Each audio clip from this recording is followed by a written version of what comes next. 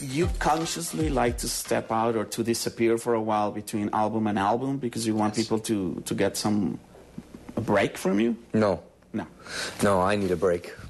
You are the one who needs a break. Yes, I need a break. Why? I need to get away. I need to spend time with my family, and I need to get bored, and I need to miss being on stage and miss making records, because it can burn you out, you know, if it's just record after record and tour after tour.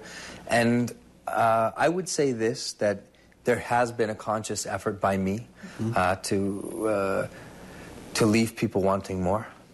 You know, there's a fine line between losing all your heat as an act. You know what I mean by that? Yeah. Because, you know, people forget about you very quickly. But at the same time, if you're overexposed and you're always in their face, they get tired of you, really. Why do I want another Michael Bublé record? We just had a Michael Bublé record. You know, it's the same in movies and stuff like that. People burn out. And I always thought, you know, Elvis Presley was my idol. And the reason I loved Elvis, really, one of my favorite things about Elvis was he never did an encore. I don't know if you know that. He never did an encore. You know what? He always left them wanting more. And I always thought that was a very difficult thing to do. It took a lot of self-control and restraint, because the natural feeling that you have is to go out there and give them everything you have. And so I always thought that was really amazing, that he would somehow pull back and control himself. Because if there's one thing I believe is true in this business, it's that with no mystique, it's a big mistake. No mistake is a big mistake. Finally, it's such a shame, but I wanted to ask you, we're talking about to be loved. Are you ready for the biggest love of your life, which I think will be becoming a parent, having a son or a daughter?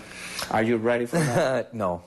No. No, I don't even know what to be ready for. I've never changed a diaper in my life. It's going to be all new. I'm not even scared. I don't even know enough to be scared. I'm so excited.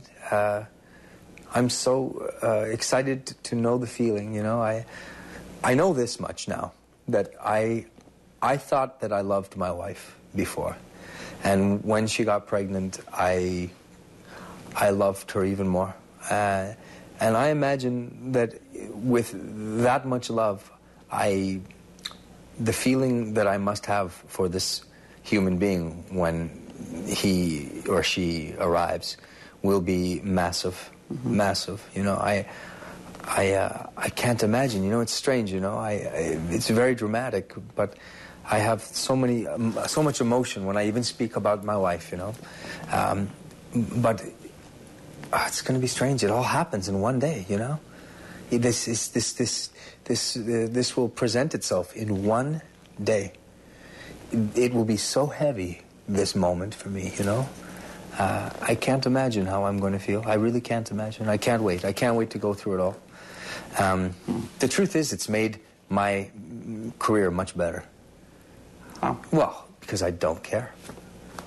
I really don't. I mean, but you care about this baby that is about to born. No. The CD, the album. You know what? I'll be honest with you. The CD, I love it. I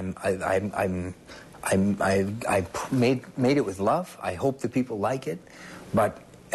Not like before, when I would have been scared, like, please, please, please, you know, please, it needs to sell 8 million copies. We need to sell it. Right now, I'm thinking, like, I made a great record. You know what? If the people like it, that's awesome.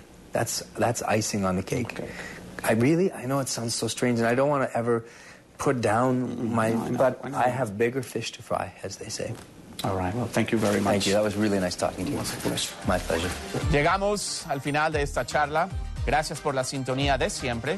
Y desde Hollywood los invito a un próximo escenario.